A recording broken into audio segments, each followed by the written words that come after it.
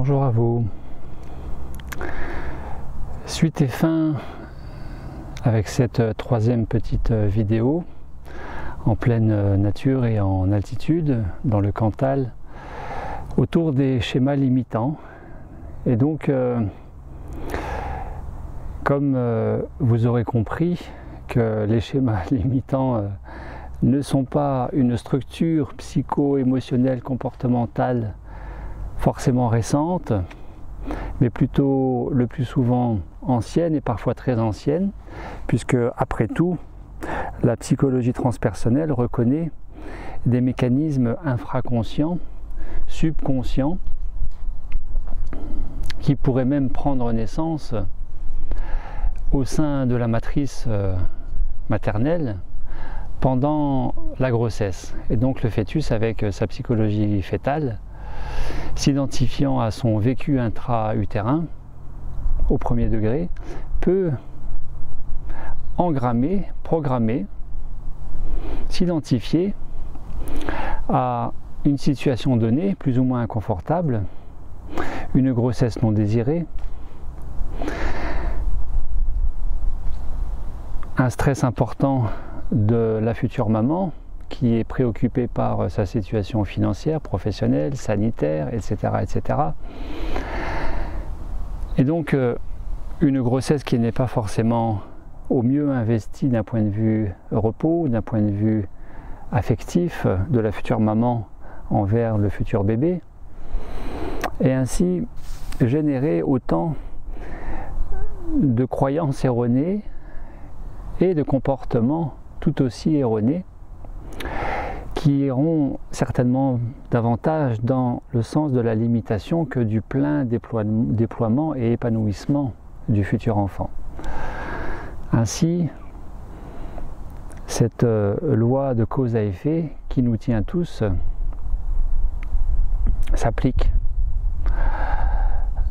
en tout temps, à toute heure, à toute époque, toute période, à chaque instant. Nous générons les conditions de notre lendemain, tout comme notre passé au sens large a pu générer les conditions de notre présent. Et vous l'aurez compris, avec ces injonctions parentales, tais-toi, fais vite, sois fort, fais plaisir, sois gentil, sois fidèle, que nous avons tous plus ou moins reçus dans notre enfance, eh bien là encore sont nés peut-être des schémas de comportement erronés et tout aussi limitants, voire répétitifs. Et j'avais très envie, pour entre guillemets compléter ce chapitre des schémas limitants répétitifs, de vous faire découvrir ce petit bijou, la petite casserole d'Anatole, que je trouve fantastique et qui bien sûr s'adresse aux tout petits, aux jeunes enfants, mais pourquoi pas aussi aux adultes, puisque paraît-il, il y a toujours cet enfant du passé qui sommeille en chacun d'entre nous, devenu adulte, et plus ou moins actif, plus ou moins présent, plus ou moins bien réveillé, selon les adultes, hommes ou femmes. Ainsi, peut-être une manière de canaliser, identifier, laisser résonner en soi des schémas de comportement erronés, des schémas limitants répétitifs, eh bien, pourrait être aussi, que vous soyez enfant, jeunes enfants, adolescents, adultes, jeunes adultes, ou très avancés dans l'âge adulte,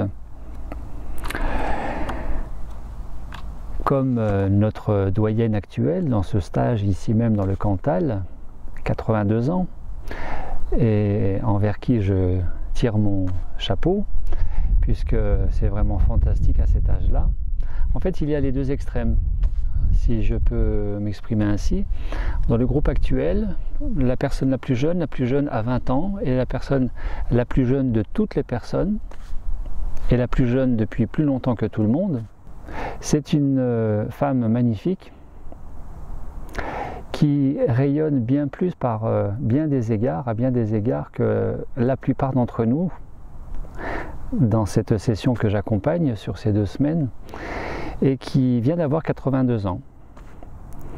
Je trouve ça merveilleux. Ainsi, ce livre qui comporte très peu de paroles et bien beaucoup plus de dessins qui vont directement parler à l'être intérieur selon la dimension qui sera peut-être touchée. Ce livre peut être un révélateur, un accompagnant du quotidien,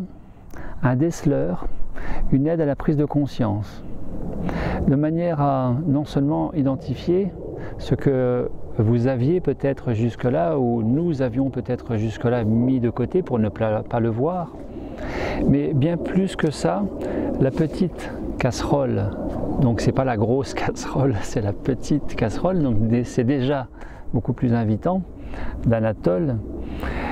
Ce livre écrit par et dessiné, peut-être pas dessiné, mais en tout cas conçu avec les dessinateurs qui va avec, conçu par Isabelle Carrier, l'auteur Isabelle Carrier, eh bien, non seulement permet d'identifier ce schéma limitant erroné, cette casserole, et vous savez tout autant que moi que parfois nous portons bien plus de casseroles que nous pouvons l'imaginer, sans le savoir, et qui mystérieusement nous maintiennent dans le présent, voire nous font reculer, à défaut de véritablement nous permettre d'avancer, puisque par définition, nous sommes retenus, maintenus. Et les élans, quant au fait d'avancer, de se déployer, de se réaliser, sont mystérieusement anéantis jusqu'à ce que nous en prenions conscience. Ce livre, je trouve, s'adresse à tout âge et il parle au-delà du mental, au-delà des résistances, il parle à l'être profond, à l'enfant intérieur qui est toujours en chacun d'entre nous, peut-être à la petite voix, peut-être à cette conscience supérieure,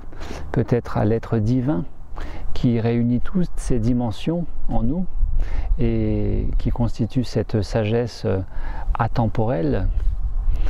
qui quelque part a su aussi nous guider dans nos choix, dans nos inspirations, dans nos orientations de vie. Alors pourquoi pas continuer de lui faire confiance, de leur faire confiance et de se laisser guider par ce ressenti, par ces messages de l'intérieur et qui sont transmis via le corps. Ce qui permet ainsi de peut-être canaliser cette ou ces émotions à l'origine de ce schéma limitant, peut-être d'identifier sans le chercher mais de laisser venir par lâcher prise d'un maximum de contrôle,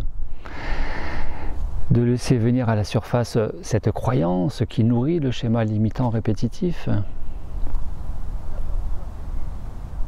dont est à l'origine eh bien, autant d'épisodes de vie, personnels, professionnels, amoureux, sportifs, etc., qui n'a peut-être pas été très bien digéré. Et avec ce livre, finalement, de se rendre compte que le schéma limitant n'est pas forcément une fatalité,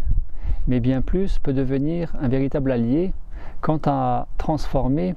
cette faiblesse, ce défaut, ce problème en une véritable force, un véritable allié sur lequel s'appuyer et avec lequel avancer dans sa vie, quant au fait de transformer, transcender un obstacle, un problème, une difficulté en un véritable tremplin et ainsi libérer le chemin, entrouvrir autant de perspectives et de dynamiques beaucoup plus probantes à vivre, vivre pleinement ce que nous sommes tous venus faire autant que nous sommes ici sur Terre, dans cette incarnation en tout cas. Soyons de véritables tuteurs de résilience, soyons dans l'authenticité de porter sur soi le regard le plus bienveillant, non jugeant, non condamnant, non sabotant, et peut-être le plus aimant envers l'être multidimensionnel que nous sommes, être de lumière que nous sommes. Dans notre quintessence, nous sommes tous êtres de lumière. Alors, peut-être serait-il temps pour vous aussi d'arrêter de vous identifier à ce corps de souffrance pour vous reconnaître pleinement dans l'être de lumière que vous êtes, que nous sommes tous. Et que peut-être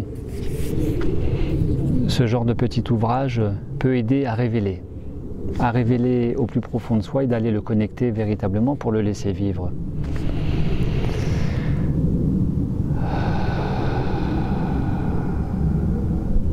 Alors bon chemin de vie, bon déploiement et peut-être bon envol dans les hautes sphères de votre pleine dimension spirituelle incarnée dans ce véhicule temporaire qui est le corps. Merci à vous, à très bientôt. Au revoir.